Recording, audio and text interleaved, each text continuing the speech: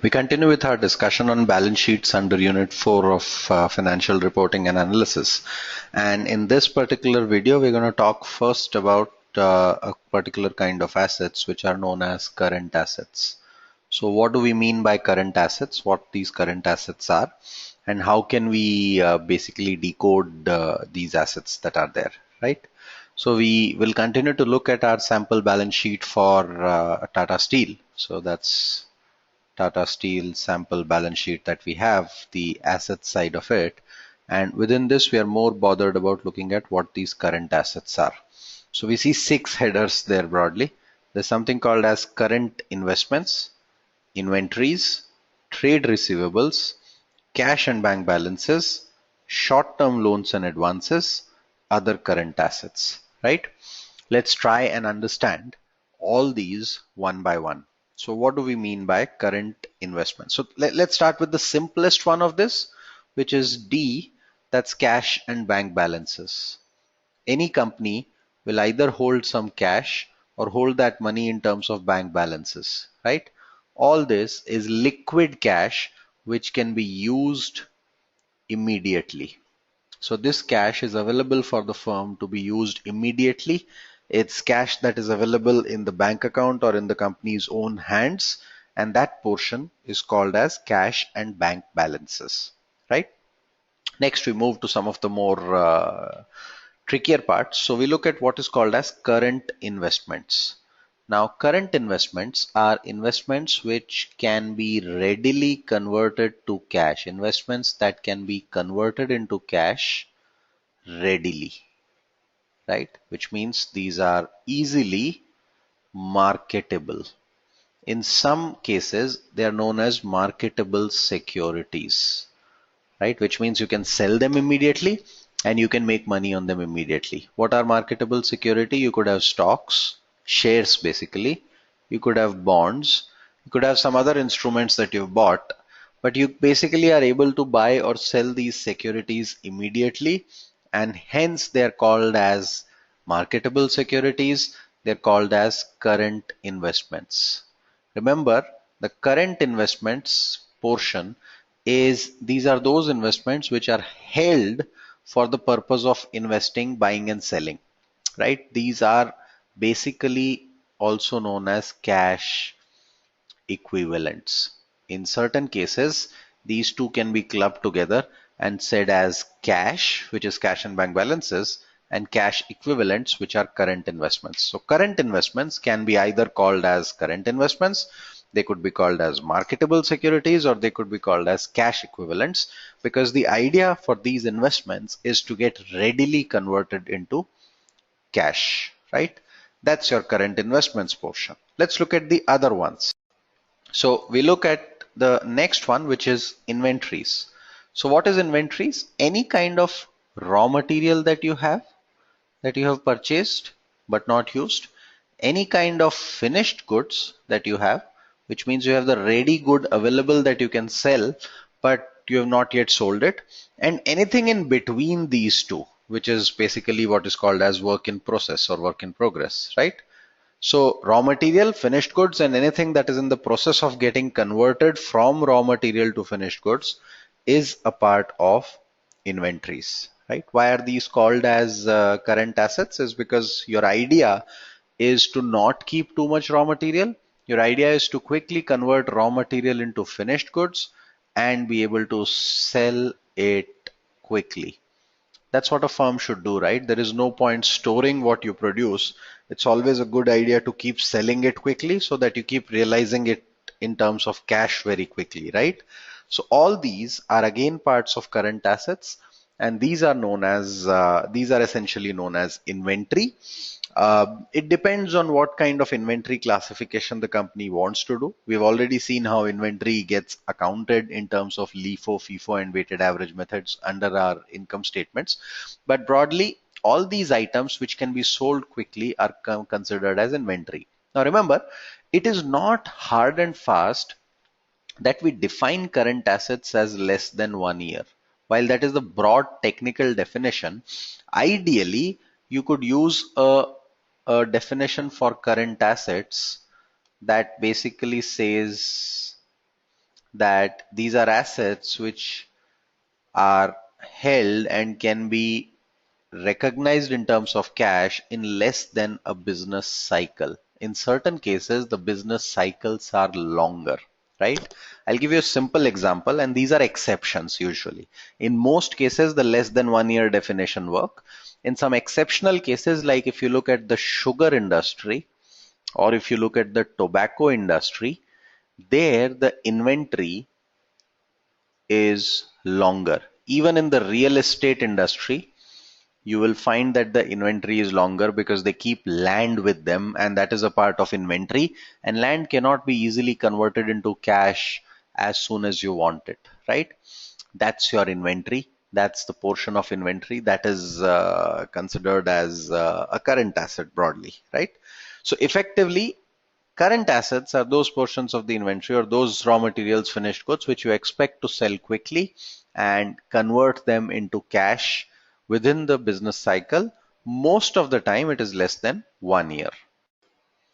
It is also not necessary that every company has inventories. So, for example, if you were to look at a services firm, like let's say Infosys has no inventory, right? There is no inventory or very little inventory in that context because you're selling out a service, you're selling out software, and you can't store inventory around that, right? So it's not necessary all firms have that.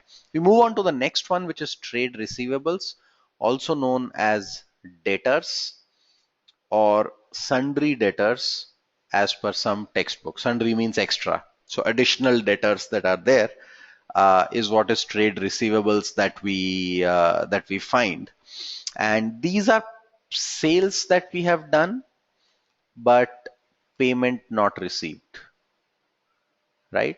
So we are expecting the payment to be received faster.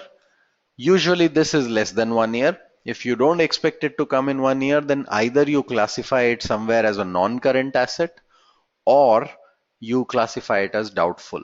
Right now, trade receivables may not always materialize. Remember, we had said that the balance sheet. So, for example, they have 13,000 crore of trade receivables.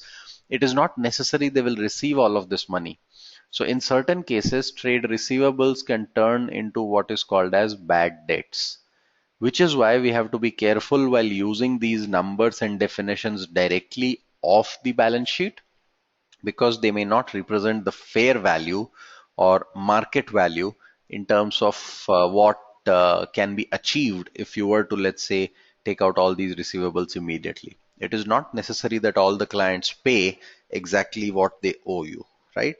However, trade receivables in general, if we keep things simple, are all those assets that can again be readily convertible into cash immediately as and when needed. So that's why it is called a current asset, right?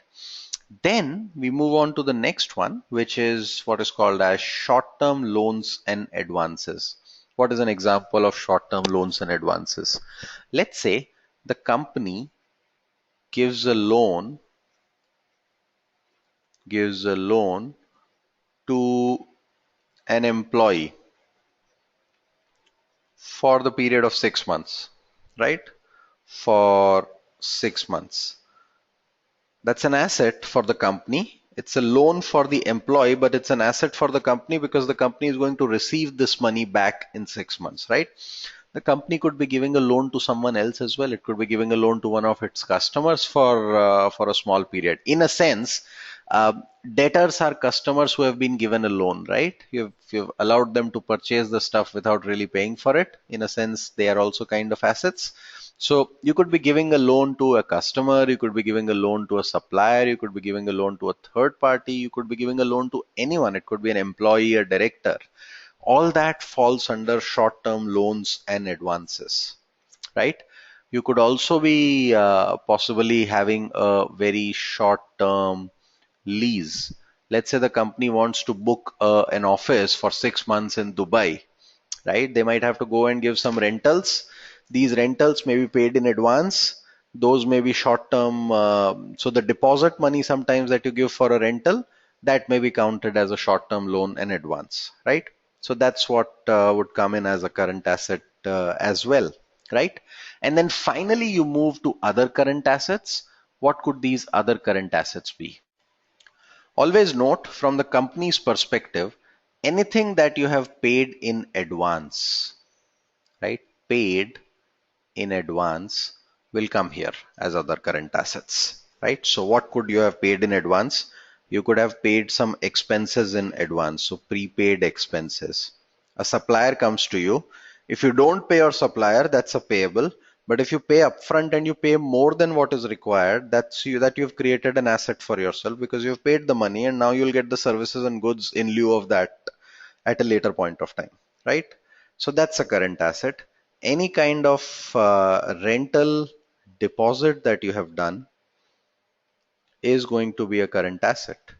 Any payment made in advance, right? Any payment made in advance is going to be a current asset, and that's going to get classified as other current assets, right? All these flow into other current assets. There could be some minor differences in other current assets as well. When you do go at a further stage and start looking at these numbers for a company, for Tata Steel, for example, you see all these note numbers. So these are all note numbers and these are all page numbers, right? On each of these pages, you get details of what these notes are. So what these other current assets are, you can go and look on page 21, on note 21 on page 244, and you will find what these other current assets are. We've given a few examples. At this stage, we don't necessarily need to make it that complicated, but that's what your other current assets would be, right? Let's recap what we have done. Cash equivalents or cash and bank balance, highly liquid short-term investments that are too close to maturity, that significant changes in values from changes in interest rates is minimal, demand deposits with bank, liquid investments with original maturities of 3 months or less, T-bills, commercial paper, all these are kind of very short-term bonds that are there. For cash and cash equivalents, basically your cost and fair value are likely to be kind of, very, very close. And even if they're different, they're like immaterial in terms of the difference. So you don't worry too much about that. Then marketable securities, debt or equity securities that are owned by a business, sort of traded in public market, and whose value can be determined. They are immediately convertible to cash. So cash equivalents, marketable securities are all taken together typically to understand what is the cash position of the company, because all these three can be immediately converted into cash, right? Cash is already cash. You can sell all your securities and convert them to cash. You can take all the money out of banks. That's all available for you to use, right? Then we look at the other areas. So trade receivables is amounts owed to the business by customers for products and services that are delivered but not yet paid for. These are included as trade receivables. Allowances have to be made for bad debt. Bad debts expected out of these total receivables amount, right? Then inventories are physical products on hand, such as goods that will eventually be sold to the end customers, either in their current form, finished goods, or as inputs to the process, which is raw materials and work in progress. So work in process. So raw material, WIP, or finished goods, all of them combine to give you the inventory, right? And then you look at other current assets, short-term items not easily classifiable into other categories, something like prepaid expenses. Prepaid expenses are normal operating expenses that would have been paid in advance, right? The advance payment creates an asset out of a transaction that would normally have resulted in an expense, right? So examples include prepaid rent, prepaid insurance, you're given a small security deposit, you've paid to your customer in advance, you pay to your supplier in advance. All these are examples of prepaid expenses that are available. Within these other current assets, you also include any kind of interest that has been accrued to your bank account but not yet paid, right? For example, let's say my bank account has 1000 crore and it's supposed to be paid on, let's say, 30th of April. I'm going to get the interest on 30th of April. On 31st March, I might have maybe about a 5 crore of unpaid interest, right? It'll show there in the account, but it has not yet been paid. That's an asset because it'll come back to me in the short term, right? That is what is called as another current asset.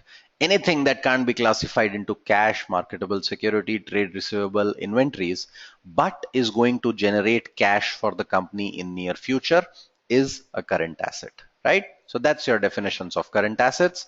That brings us to an end to this particular section. As we end this section, a couple of quick questions.